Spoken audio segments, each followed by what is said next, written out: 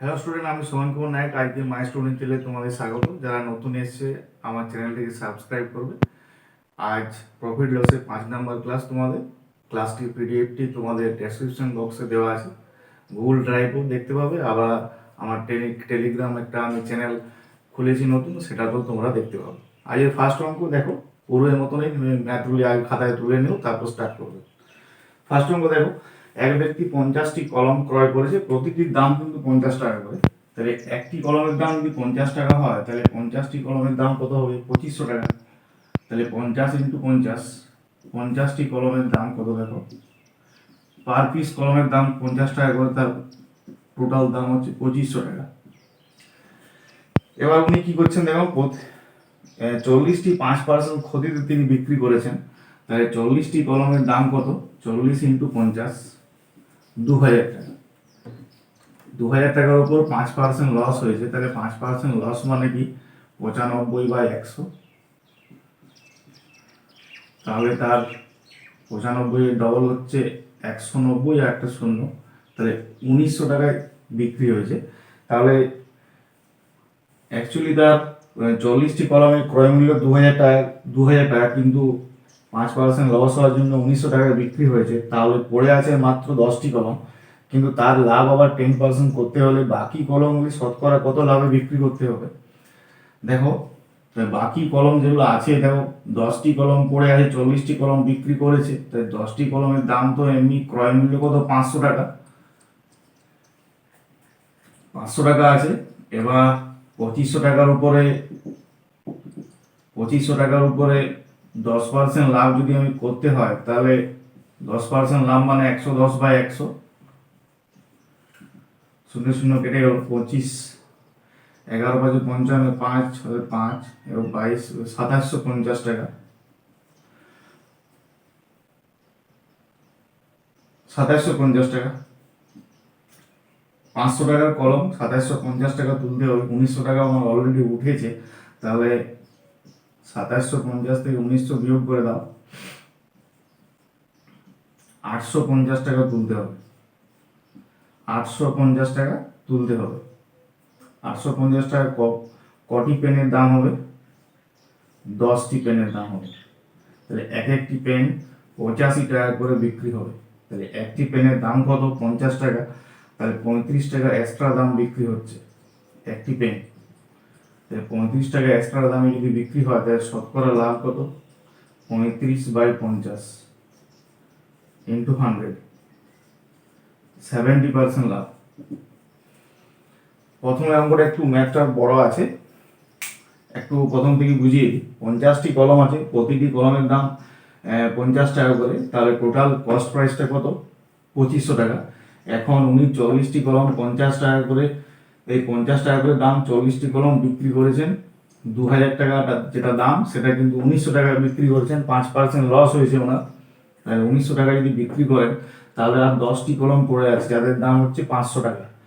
তাহলে এখানে তো 100 টাকা লস তার গেছে, আবার 500 টাকা মূল আছে। তাহলে 500 আর 600 তো তুলতেই হবে। তার উপর আবার 2500 টাকার উপর 10% লাভ মানে হচ্ছে কত?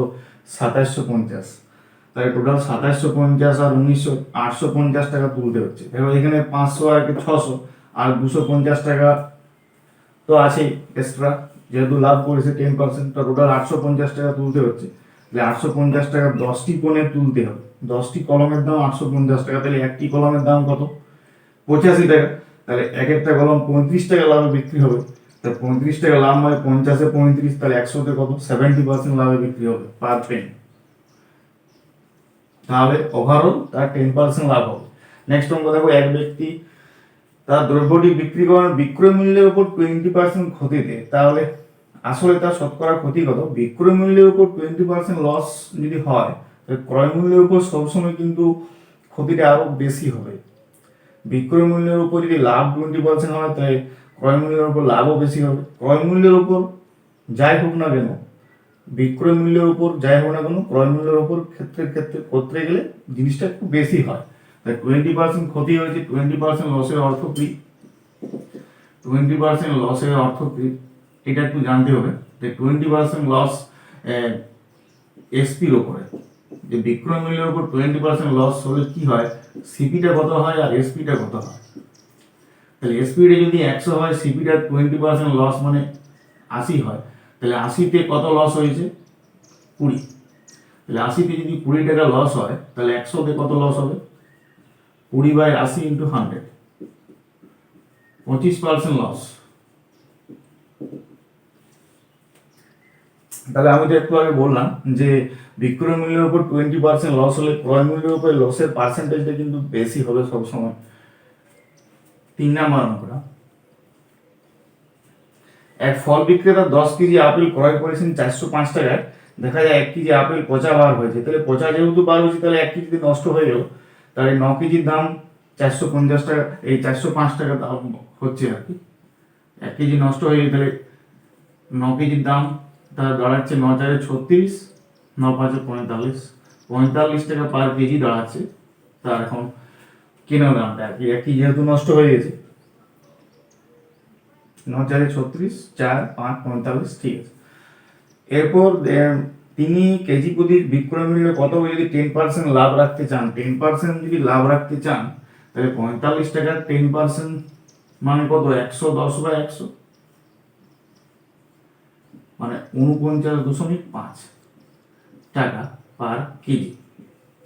তাহলে প্রতি কেজির দাম কত হবে, 45 টাকার 10% মানে 4.5 টাকা। তাহলে 45 আর 4.5 কত হবে, 49.50 টাকা পার কেজি। 4 নাম্বার ম্যাথটা দেখো, প্রথম ম্যাথটা একটু জটিল। দুটি দ্রব্য 396 টাকা করে বিক্রি করা হয়েছে, একটিতে 15% লাভ হয়েছে, অপরটিতে 15% ক্ষতি হয়েছে। এই অঙ্কটা এর আগে আমি একটু করেছিলাম যে 20% লাভ আর 20% ক্ষতি। বিক্রয় মূল্য যদি সমান হয়, এসপিটা সমান, দেখো 396 টাকা করে এসপি, এসপি যদি সমান হয় তাহলে সর্বদা কি হয়, লস হয়। এসপিটা সমান, পার্সেন্টেজ গুলো সমান আছে, তাহলে লস হয় সর্বদা। লস সমান কি, S²/100, তাহলে 15²/100, তাহলে 15 আমরা কি জানি, 225, 225/100 মানে কি 2.25% লস। পাঁচেরটা, 5 নম্বর দেখো, যদি কোনো দ্রব্যের ক্রয় মূল্যের উপর 20% লাভ হয়, তাহলে বিক্রয় মূল্যের উপর শতকরা লাভ কত। ক্রয় মূল্যের উপর 20% যদি লাভ 20% হয়, তাহলে বিক্রয় মূল্যের উপর ক্ষেত্রে কিন্তু সবসময় কম হবে। দেখো বিক্রয় মূল্যের উপর 20% লস, ক্রয় মূল্যের উপর কিন্তু 25% লস হয়েছে।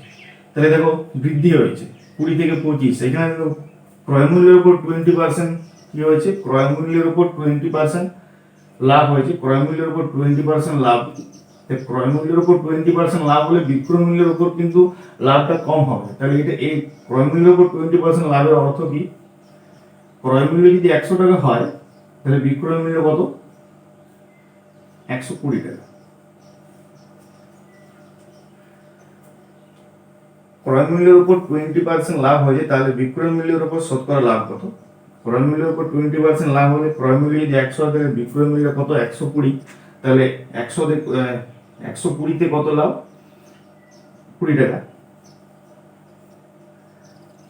তাহলে 100তে কত, 16.23। এটা এই পার্সেন্টেজটা আমরা অনেকবার কষেছি। 6 নাম্বার ম্যাথটা, যদি 15টি দ্রব্যের ক্রয় মূল্য 20টি দ্রব্যের বিক্রয় মূল্যের সমান হয়, তাহলে শতকরা ক্ষতি কত। 15টি দ্রব্যের ক্রয় মূল্য, যদি ধরি আমি 15টি দ্রব্যের দাম 15 টাকা, 20টি দ্রব্য বিক্রি করে যদি 15 টাকা উঠে, তাহলে 5টি দ্রব্য এক্সট্রা আমার খদ্দেরকে দিতে হচ্ছে, তাহলে আমাদের লস হচ্ছে। তাহলে এখানে সূত্র আমি বলেছিলাম CP minus SP divided by SP into 100। যদি দ্রব্য থাকে তাহলে CP minus SP by SP, আর যদি টাকা থাকে তাহলে SP minus CP by CP. তাহলে এখানে 15টি দ্রব্যের ক্রয় মূল্য 20টি দ্রব্যের বিক্রয় মূল্যের সমান, যেহেতু মাইনাস টার্ম আসবে, মাইনাস এলে কিন্তু লস। তাহলে 15 মাইনাস 20, দেখো এখানে -5 আসছে, ডিভাইডেড বাই 20, তাহলে 5 4 20, 4 25 125% লস হয়ে যাচ্ছে। -5 আসছে, 5 4 20, 4 25 125% কি হচ্ছে, লস হচ্ছে। যদি 15টি দ্রব্যের ক্রয় মূল্য 20টি দ্রব্যের বিক্রয় মূল্যের সমান, তাহলে শতকরা ক্ষতি কত? দেখো 25% লস। 7 নম্বর অঙ্কটা দেখো, যদি কোনো দ্রব্যের উপর 200% লাভ হয়, আচ্ছা যদি কোনো দ্রব্যের উপর 200% লাভ হয়, 200% লাভ মানে কি? সিপিটা যদি মনে করো 100 হয়, তাহলে এসপিটা কত হবে? 200% লাভ বেশি মানে 100 হলে এটা 200 বেশি মানে এটা 300 হবে। তাহলে সিপি ইজ টু এসপি কত হবে? 1:3। এটা তোমাদের নির্ণয় করতে বলা হয় যে সিপি ইজ টু এসপি মান কত? 1:3। সোজা অঙ্ক এটা। 200% লাভ মানে কি? 3 গুণ। দেখো ডিফারেন্সটা 2, তাই 100 দ্বারা গুণ করলে 200% আসে। 8 নাম্বার অঙ্কটা দেখো, সিপিএসপি মান দেওয়া আছে 10:11, সিপিএসপি মান দেওয়া আছে 10:11, শতকরা লাভ কত? 10 টাকাতে লাভ কত? দেখো 1 টাকা। এখানে 1/10 ইন্টু 100, 10% প্রফিট। 9 নাম্বার ম্যাথটা দেখো, কোনো দ্রব্য বিক্রি করে দেখা যায় বিক্রয় মূল্যের উপর 25% লাভ হয়েছে, তাহলে তার আসল লাভ কত? আচ্ছা, বিক্রয় মূল্যের উপর 25% যখনই লাভ হবে, ক্রয় মূল্যের উপর লাভটা কিন্তু বেশি হবে, মানে 25-এর থেকে বেশি হবে। তাহলে বিক্রয় মূল্যের উপর দেখো, বিক্রয় মূল্যের উপর লস হলে ক্রয় মূল্যটা কমে যাচ্ছিল, বিক্রয় মূল্যের উপর যদি লাভ হয়, তাহলে বিক্রয় মূল্যের উপরে এসপির উপরে 25% লাভের অর্থ কি? এটা একটু লিখে রাখো। এসপির উপর 25% লাভের অর্থ হচ্ছে, এসপি যদি 100 টাকা হয়, তাহলে সিপি হবে 75, কমে যাবে। তাহলে 75-এ লাভ কত? 25। তাহলে 25 লাভ হচ্ছে কততে? 75-এ। তাহলে 100-তে কত? তাহলে 25×3 = 75, 100/3 মানে এটা তো কাটাকুটি যাবে না, 33.13%, এটাই অ্যান্সার। তাহলে বিক্রয় মূল্যের উপর 25% লাভ হলে ক্রয় মূল্যের উপর শতকরা কত লাভ? 33.13% লাভ। নেক্সট 10 নম্বর অঙ্কটা, আজকে 15টা অঙ্ক আছে। 10 নম্বর অঙ্ক দেখো কি বলেছে, 18টি জামা বিক্রয় মূল্য 16,800, দেখা যায় 3টি জামা ক্রয় মূল্যের সমান লাভ হয়েছে। তাই ক্রয় মূল্যের সমান লাভ হলে কি হয়? যোগ হয়। সবসময় কি হয়? ক্রয় মূল্যের সমান লাভ হলে কি হবে? যোগ হবে। তাহলে 18 আর 3 21টি জামার দাম হবে কি? 16,800। 18 আর 3 21টি, তাহলে 21টির দাম হচ্ছে 16,800। 16,800-কে 21 দ্বারা ভাগ করে দাও, তাহলে এক একটি জামার দাম কত? 800 টাকা পার পিস। 21 8 168 আর দুটো শূন্য, তাহলে 10 নম্বর অঙ্কটা অ্যান্সার কত হলো? 800। 11 নম্বরটা দেখো, 5টি দ্রব্যের বিক্রয় মূল্য 8টি দ্রব্যের ক্রয় মূল্যের সমান, তাহলে শতকরা লাভ বা ক্ষতি কত? 5টি দ্রব্যের ক্রয় মূল্য, তো 5টি দ্রব্যের দাম যদি আমি 5 টাকা ধরি, সেটা 8টি দ্রব্যের ক্রয় মূল্যের সমান। তাহলে 8টি দ্রব্যের ক্রয় মূল্য যদি আমি 8 টাকা ধরি, 5টি দ্রব্যের বিক্রয় মূল্যটা 8 টাকার সাথে সমান হয়, তাহলে 3টি দ্রব্য তো আমার পড়ে থাকছে, এখানে আমার কি হবে? প্রফিট হবে। আর প্রফিট বা লস যাই হোক না কেন, অ্যান্সার কোশ্চেন কিন্তু সূত্র এটা, সিপি মাইনাস এসপি। তাহলে 5টি দ্রব্যের 8টি দ্রব্যের ক্রয় মূল্য 5টি দ্রব্যের বিক্রয় মূল্যের সমান, ডিভাইডেড বাই 5 ইন্টু 100। তাহলে দেখো 3/5 ইন্টু 100, 5 20, 20 মানে 60% প্রফিট হবে। যদি প্লাসে মান আসে তাহলে কিন্তু লাভ, আর যদি মাইনাসে মান আসে তাহলে কিন্তু ক্ষতি। এখানে সিপির মান দেখো, 5টি দ্রব্যের বিক্রয় মূল্য, এসপিটা আছে 5, সিপিটা আছে 8 by SP, CP minus SP by SP into 100, 60% লাভ। 11 নম্বর অঙ্কটা হলো। 12 নম্বর অঙ্কটা দেখো, একটি দ্রব্য 5% লাভে বিক্রি করা হয়েছে, তাহলে সিপি ইজ টু এসপি কত? 12 নম্বর অঙ্কটা দেখো, 5% লাভে বিক্রি করা হয়েছে, তাহলে সিপি এসপির মানটা কত? এটা খুব সোজা অঙ্ক। দেখো এসপি যদি 105 হয়, তাহলে সিপি হবে কত? 100। এটা 5 দিয়ে কাটাকুটি করলে 5 20 100, 20:21, সিপি এসপির মানটা কত হবে? 20:21। 13 নম্বর অঙ্কটা দেখো, রমেন কোনো দ্রব্য ক্রয় করেন ধার্য মূল্যের 9 দামে। দেখো 13 নম্বর অঙ্কটা, রমেন কোনো দ্রব্য ক্রয় করেন ধার্য মূল্যের 9 দামে। ধার্য মূল্যটা কি বলা হয়? মার্ক প্রাইস বলা হয়, মার্ক প্রাইস, এমপি। আর কোনো দ্রব্য কি করেন বলেছেন? ক্রয় করেন, তাহলে সিপিটা কত? ক্রয় করা মানে সিপি, আর সেলিং প্রাইসটা কি বলা হয়? এসপি। ধার্য মূল্যের 9 মানে কি? 10 টাকা যদি ধার্য মূল্য হয়, 9 টাকা সিপি, তাহলে আমি 10 টাকায় যদি আমি 100 রাউন্ডে করি, তাই 10 দ্বারা গুণ করলাম, তাহলে একেও 10 দ্বারা গুণ করলাম, 100 রাউন্ডে করছি, তাহলে 100 টাকার একটা প্রোডাক্ট আমি 90 টাকায় কিনেছি।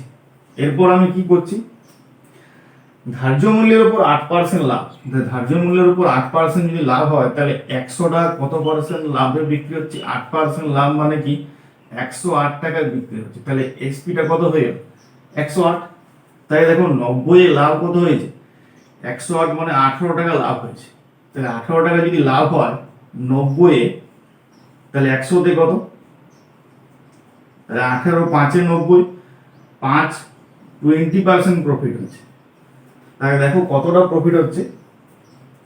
ধার্য মূল্যের 9 মানে কি, ধার্য মূল্য যদি 10 টাকা হয়, ক্রয় মূল্য কি 9 টাকা, এটাকে আমি 100 রাউন্ডে করলাম, করতে সুবিধা হবে।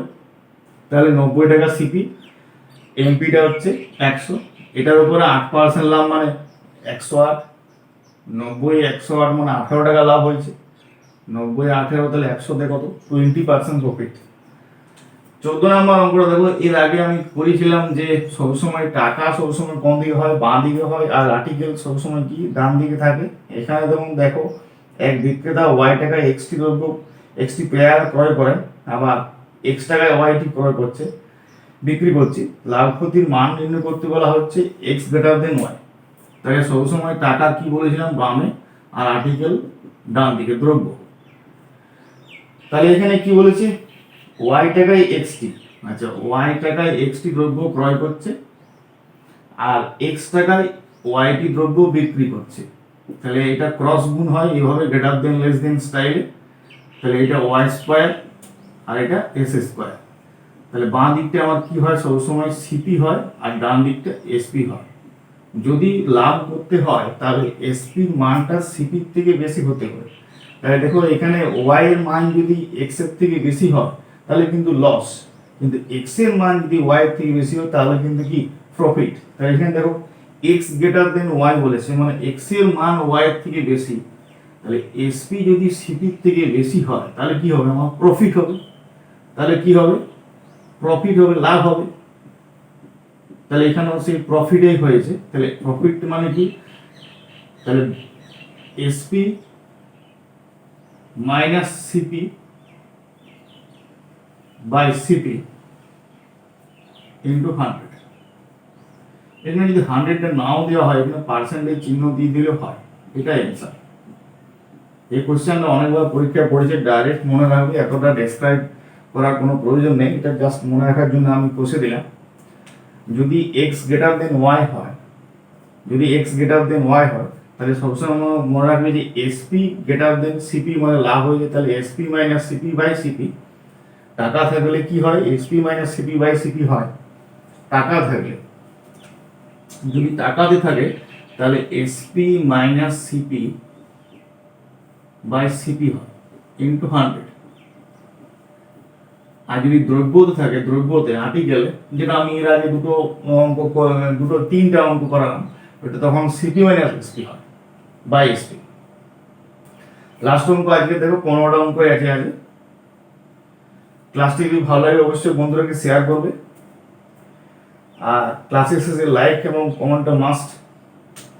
নিতিন সমডজন কলা ক্রয় করেছেন 40 টাকা পার ডজন এবং 30 টাকা পার ডজন, মানে সমসংখ্যক ডজন কলা ক্রয় করেছেন। এরপর মিশ্রিত কলা 45 টাকা পার ডজন ধরে বিক্রি করেছেন, তার 480 টাকা লাভ হয়েছে। তিনি কত ডজন কলা ক্রয় করেছিলেন?